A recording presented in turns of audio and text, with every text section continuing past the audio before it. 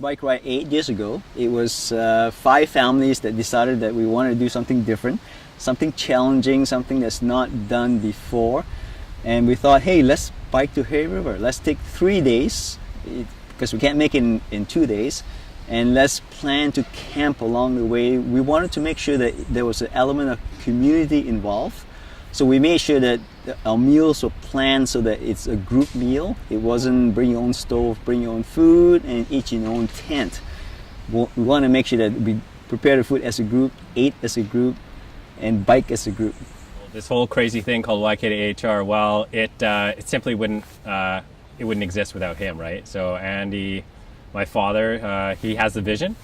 You know, he's the one that had the bright idea and the willingness to put in the hard work to get this thing off the ground, and the rest is it's been history. And we're putting together this event as a family. So I would say that each of us have our own but dynamic relationship with each other that meshes well when we come together as a whole to do things like this. What actually happened was we had a friend, Linda DeFore, who was going to go on a bike tour down south. It was to be a 5-day bike tour. I think it was a 500-kilometer bike tour over 5 days, so not as arduous as this. And she wanted to train for it. So we said, hey, why don't we organize a ride for you to Hay River?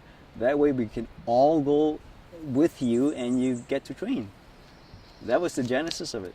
I think we focus on the community aspect of the ride because it seemed to hold the ride together.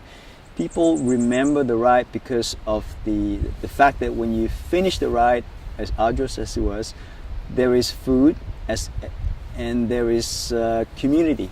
There's communions. So there's that aspect of the ride that you may not find in other type of recreational activity. So we do about 182 for the first 2 days, and then the last day is 130. So it's about folks, finding success on the bike through very difficult conditions. But it's not just about them finding it by themselves. It's about everybody coming together and helping one another. And that's the thing about YK2HR. It's actually not a race. I mean, there are competitive aspects to it. There are competitive times to it. But at the end of the day, we're all moving together.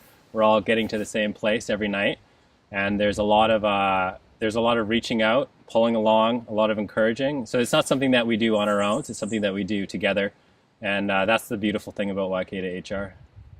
The other part that we knew was important was safety. So we hammered home safety aspects of this ride. And I think a lot of people appreciate it. When you get a big group like 20 to 60 people, you have to be vigilant as far as safety is concerned. You go overboard if you have to. But never be lax when it comes to safety because everybody appreciates the strong oversight. Well, one year I had come back, I was at university and I had come back for the summer.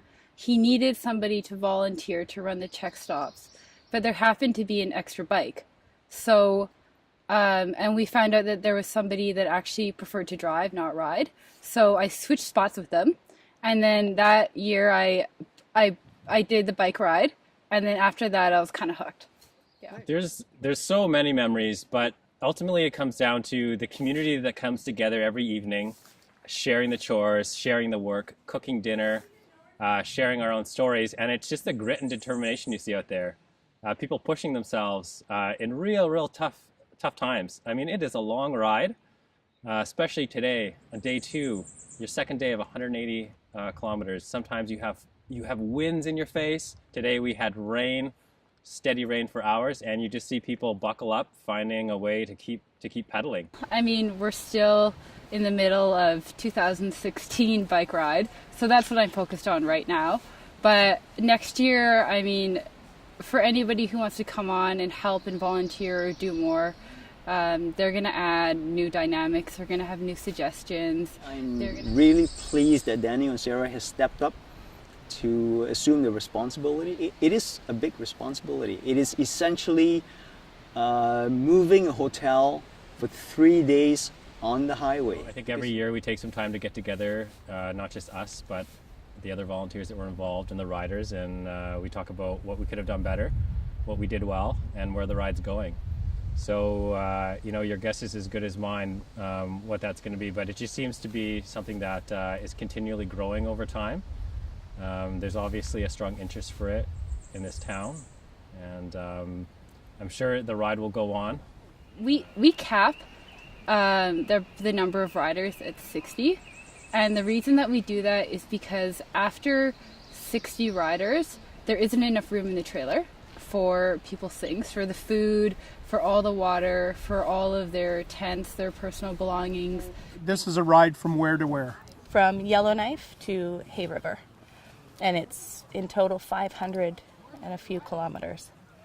Riding into Fort Providence, so I just finished 32 kilometers. I'm going to skip this next section, it's 39. I think I'm going to opt out, and then I'm going to do about 23 after that. So hoping to maybe do another 80 kilometers. I did 80 kilometers yesterday and looking for something similar today.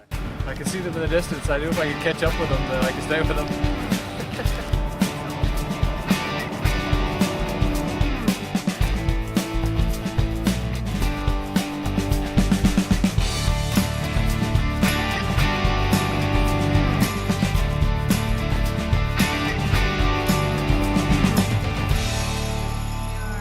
And how's it going for you guys? It's going very smooth. Where do you see this in 10 years? That's a really good question. Hopefully it's still running. Hopefully somebody else has taken it over that has new energy and new ideas, and that it continues to be a community event where people come out and they make new connections, and they just enjoy their 3 days and promote healthy living. For more information about this ride, please contact us at YK2HR@gmail.com.